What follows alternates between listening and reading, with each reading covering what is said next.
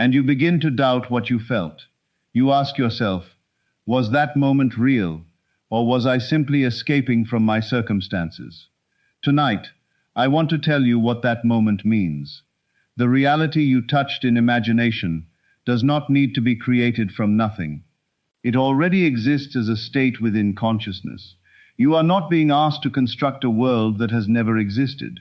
You are being invited to enter the state in which your desire is already fulfilled, to accept the identity belonging to that state, and to remain faithful until the outer world bears witness to your inward choice. This is the meaning of the statement.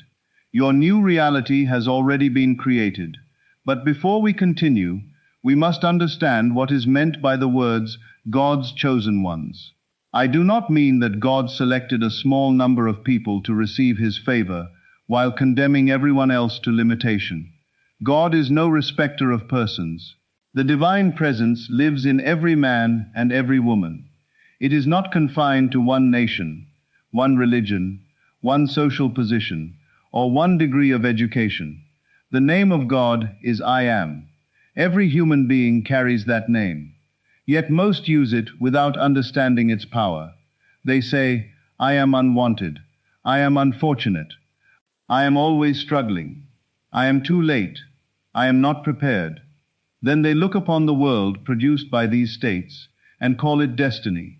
The power was present, but it was unconsciously directed. The chosen one is not one who stands above his fellow man. The chosen one is the one who awakens and chooses. He chooses the state from which he will live. She chooses the identity she will accept. The past is no longer permitted to make the decision. Present appearances are no longer allowed to determine the limits of tomorrow. The chosen one is the one who finally chooses. This is not a claim of superiority. It is an acceptance of responsibility. Once you know that consciousness is the cause and the outer world is its expression, you can no longer surrender the authorship of your identity to circumstances. Another person may reject you, but rejection does not have the authority to become your name. A financial condition may challenge you, but the figure before you does not possess the power to define your permanent relationship with abundance. A door may close, but one event cannot decide the entire shape of your future unless you permit it to do so. You are chosen when you choose the divine state within yourself, instead of the limitation presented by appearances. Now let us consider how this is possible.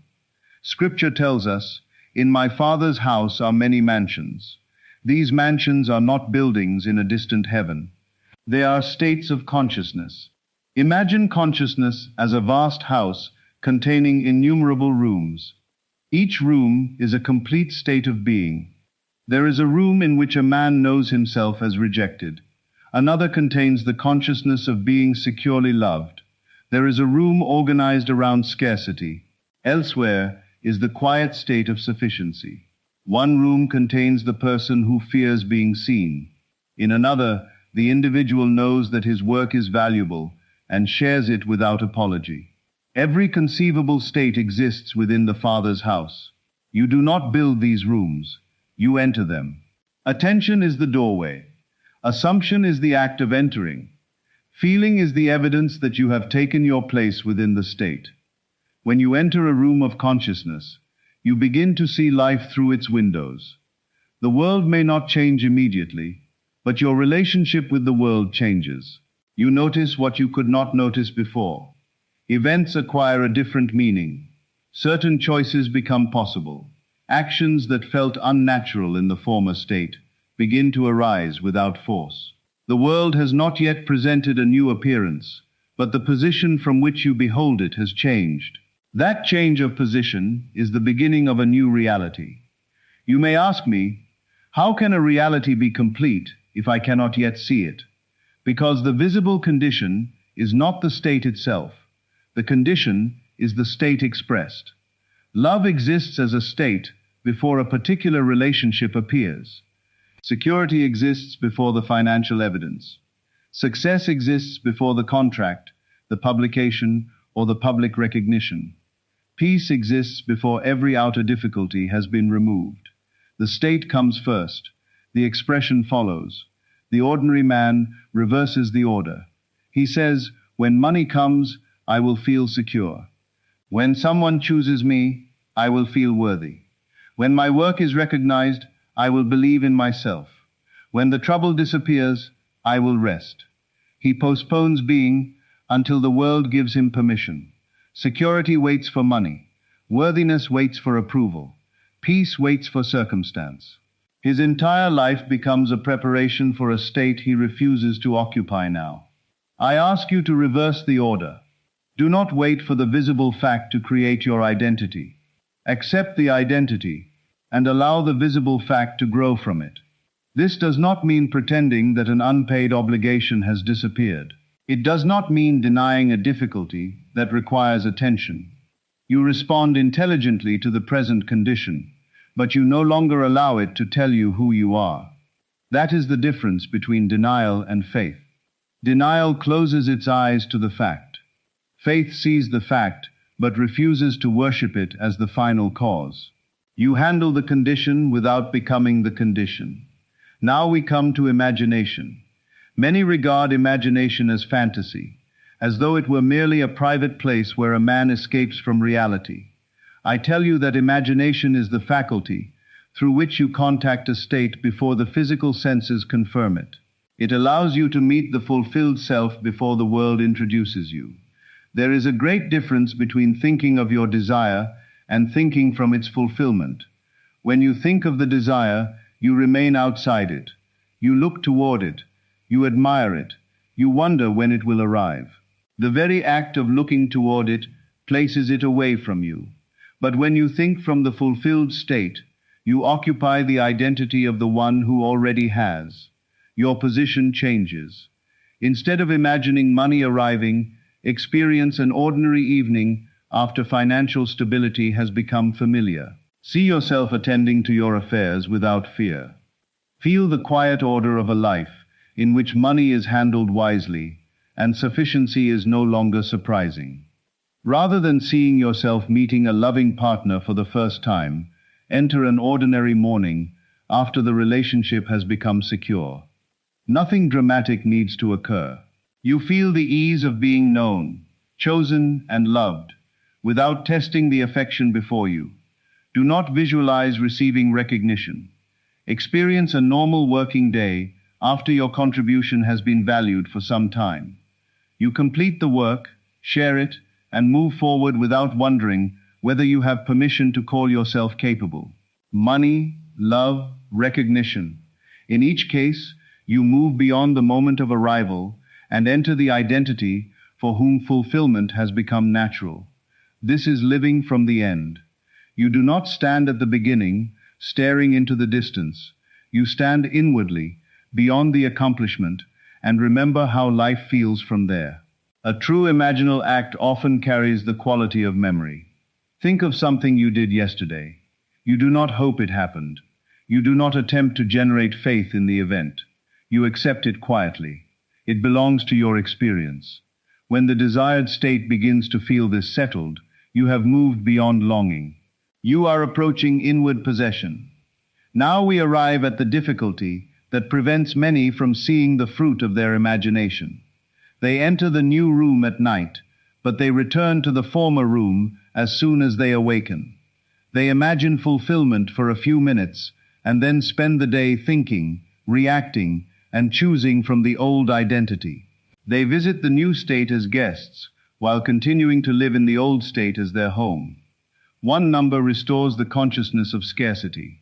One delayed message returns them to abandonment. One critical remark reopens the state of unworthiness. One obstacle persuades them that nothing has changed. The problem is not that the new reality has not been created. The problem is that they continually leave it in consciousness. You may create a perfect scene, feel it deeply, and still allow the first appearance of the day to decide who you are. Then you ask, why has imagination failed me? Imagination has not failed. You simply gave greater authority to the old evidence than to the state you selected. The room you occupy most faithfully becomes the world you experience most naturally. This does not require you to remain emotionally elevated every hour. No man does that. You may feel fear. You may experience disappointment. You may be uncertain. These are passing movements. The question is whether you allow them to become identity. Fear may visit the room. It does not need to become the owner. Doubt may speak. You are not required to obey. The former state may call your name. You do not have to answer. Persistence is not a perfect emotional performance. Persistence is loyalty to a chosen state. When you recognize that you have returned to the old identity, do not condemn yourself. Condemnation only keeps your attention fixed upon the state you wish to leave. Simply return. Return to the feeling of being supported. Return to the identity of being valued. Return to the knowledge that love can be secure. Return to the consciousness of the one for whom fulfillment is natural. You are always faithful to something. Every repeated inner conversation is an act of faithfulness. Every habitual interpretation shows where you live. When another person is silent, do you faithfully interpret that silence through abandonment? When an opportunity is delayed, do you return to the expectation that life overlooks you? When money leaves, do you immediately declare that money never remains? You have not lacked faith, you have placed faith in the wrong state. The chosen one becomes faithful to the choice. He does not select fulfillment once and then surrender it to the first contrary appearance. He returns until the new state becomes more familiar than the one he left. This is where the divine name becomes practical. I am is not an empty beginning to a sentence. It is the door through which you enter a state. When you say, I am overlooked, and accept it, you enter the consciousness of the overlooked. From that position, you notice exclusion more readily than appreciation. You hesitate when an opportunity to be seen appears. You over-explain because you expect not to be understood. Your actions then become servants of the state. Now change the identity. I am valued. Do not merely repeat the words. Enter the state they describe. How does one who is valued sit in a room? How does he speak? What does she accept? What no longer requires proof? From this position, feedback does not become a verdict upon your being. Another person's success does not diminish your own possibility. You communicate clearly because you are no longer attempting to purchase permission. The words open the door. The feeling of identity places you inside. An identity usually feels natural, not dramatic. You do not become excited about your own name every morning. You know it. You do not check whether you are still the person bearing that name. The matter is settled. The fulfilled state must gradually acquire this same quiet certainty. Of course I am supported. Of course my work has value. Of course love can be secure. Of course I can receive and manage increase wisely. These are not cries sent toward a distant power. They are recognitions of the room you have chosen to occupy. You may still ask, what am I to do with the facts that remain? Handle them. Pay what must be paid. Seek proper care when it is needed. Complete the work before you. Have the necessary conversation. But do not transform a temporary condition into a permanent identity. A current financial figure may guide a practical decision.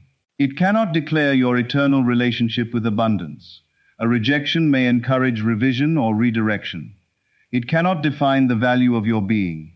A health concern deserves appropriate professional attention. It does not need to become the only state from which you know yourself.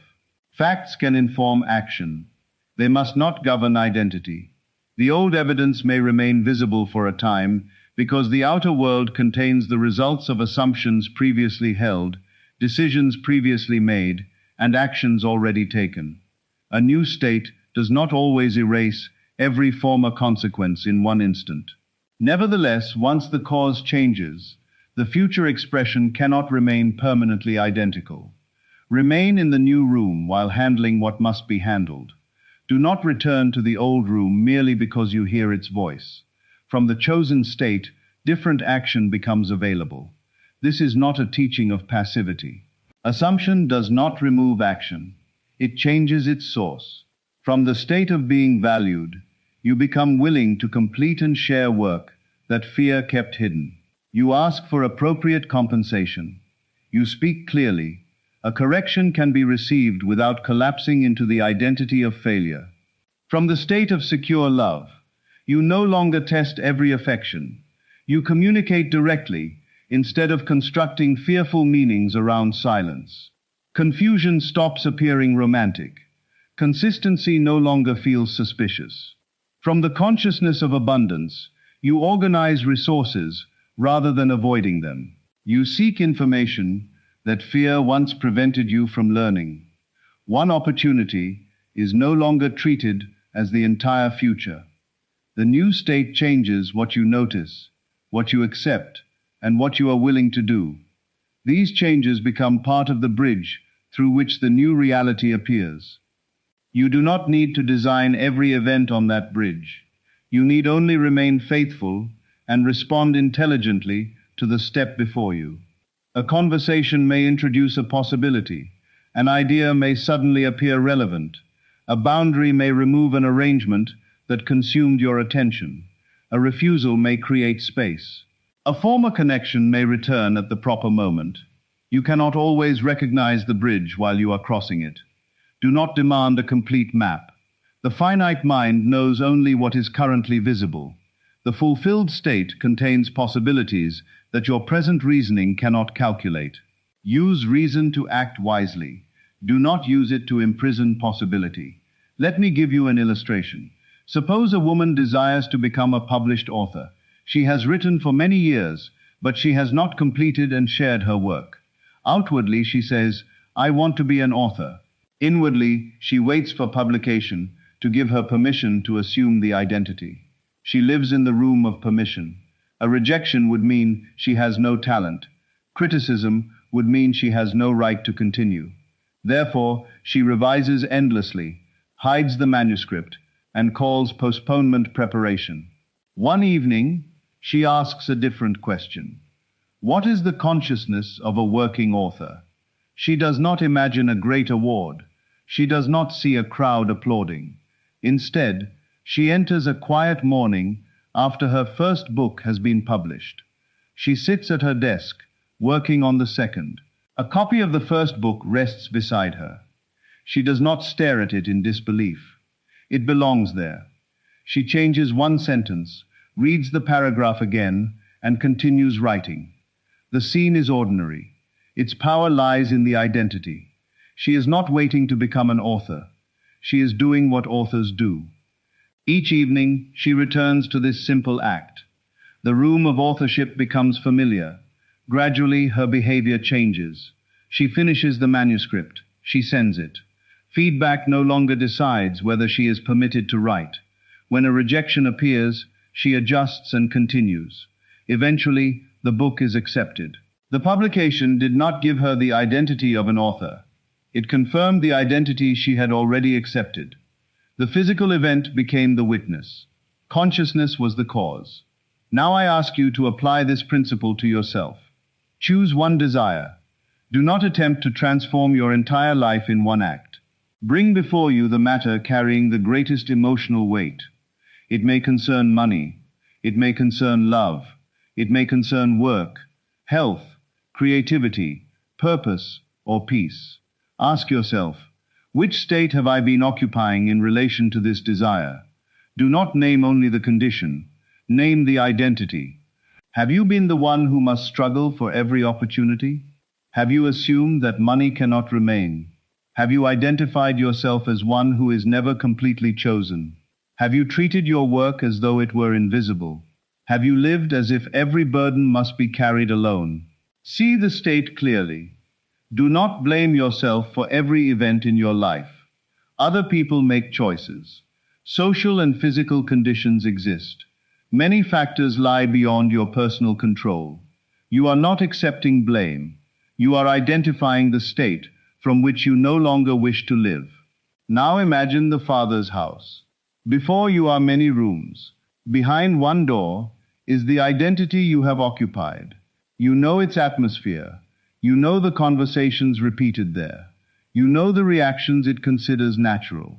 There is no need to destroy the room. Leave it. Say inwardly, this was a state I occupied. It was never the whole of my being. I no longer ask it to guide my future. Now turn toward the chosen room. Who are you when the desire is fulfilled? Be clear. Not what do you possess. Who are you? Are you secure? Are you valued? Are you loved? Are you supported? Are you calm in the presence of money? Are you confident in the value of your work? Select one identity. Do not create a long list. One state is enough. Now allow an ordinary scene to form. Move beyond the moment of arrival. See yourself after fulfillment has become familiar. If your desire concerns financial security, experience an ordinary evening in which your affairs are handled with calm attention. If it concerns love, feel the peaceful intimacy of an established relationship. If it concerns work, experience the close of a meaningful day in which your contribution has been received. Enter the scene from the first-person point of view. Do not watch yourself from a distance. See through your own eyes. Hear from your own position. Touch one object. Notice one sound. Keep the act simple. You may need only 10 seconds. Repeat it gently. Do not force emotion. Let the scene become familiar. Notice what is absent. The old tension is gone. You are not checking. You are not begging. You are not attempting to prove. You belong here. Say within yourself, I belong in this state. Let the words settle. Now ask, what no longer needs to be forced? Do not rush to answer. Maybe one person no longer needs to be persuaded.